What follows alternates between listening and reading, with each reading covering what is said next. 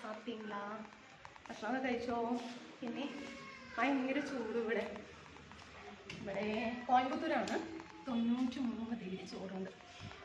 അപ്പോൾ എൻ്റെ ഫ്രണ്ട്സുമാരുടെ അവിടെ എത്ര ചൂടുണ്ട് എന്ന് ഒന്ന് പറയണേ, ഒന്ന് അറിഞ്ഞിരിക്കാലോ.